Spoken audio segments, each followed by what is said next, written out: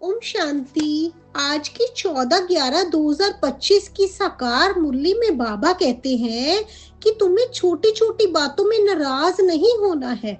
हमेशा आपको परम धाम की, बाबा के घर की याद आती रहे, जो आपका घर है। आप आत्माओं का घर है, आपको हमेशा वहाँ की याद आती रहे और आपने कहीं पर भी फंसना नहीं है।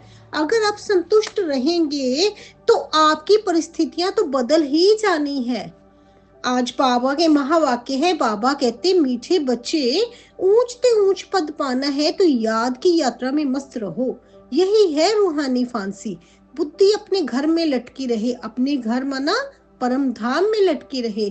प्रश्न है आज की मुरली से, जिनकी बुद्धि में ज्ञान की धारणा नहीं होती, उनकी निशानी क्या होगी? उत्तर है, वे छोटी छोटी बातों में रंज होते रहेंगे। रंज माना नाराज होते रहेंगे। जिसकी बुद्धि में जितना ज्ञान धारण होगा, उतनी उसे खुशी रहेगी। बुद्धि में अगर ये ज्ञान रहे कि अभी दुनिया को नीचे जाना ही है, इसमें नुकसान ही होना है, तो कभी रंज नहीं होंगे, सदा खुशी रहेगी।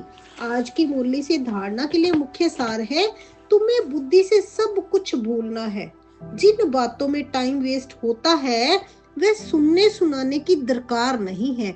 माना तुम्हें अपना टाइम वेस्ट नहीं करना है। जिन बातों को लगता है कि इसमें टाइम वेस्ट हो रहा है, उन बातों को सुनने भी नहीं बैठना है और सुनाना भी नहीं है।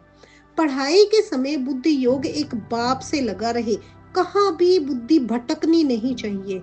निराकार बाप हमें पढ़ा रहे हैं, इस नशे में रहना चाहिए। हमेशा यही नशा रहे कि हमें पढ़ाने वाला कौन है, खुद निराकार बाप हमें पढ़ाने आए हैं। इस नशे में पढ़ेंगे तो बुद्धि का पारा अपने आप चढ़ता ही जाएगा। वरदान दिया आज की मुरली में बाबा ने, अपनी महानता और महिमा को जानने वाले, सर्व आत्माओं में श्रेष्ठ, विश्व द्वारा पूजनीय भव।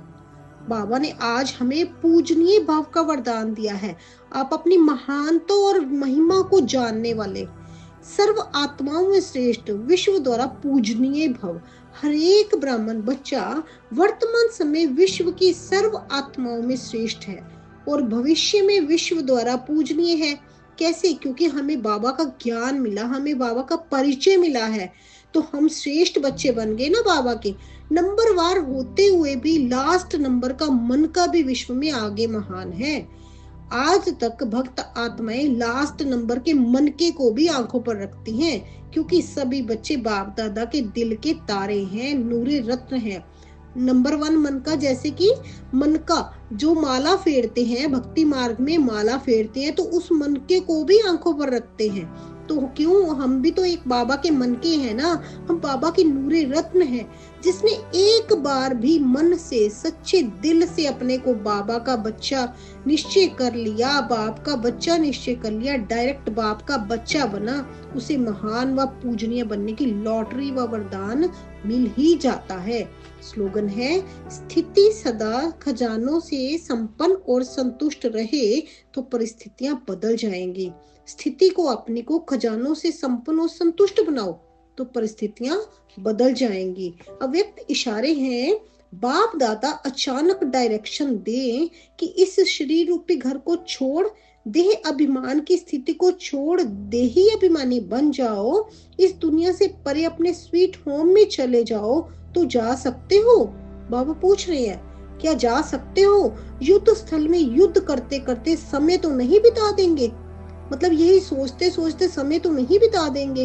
अशरीरी बनने में अगर युद्ध करने में ही समय लग गया, तो अंतिम पेपर में मार्क्स व डिवीजन कौन सा आएगा?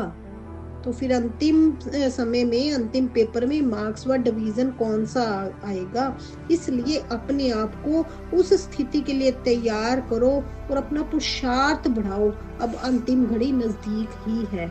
अच्छा जी, ओम शांति।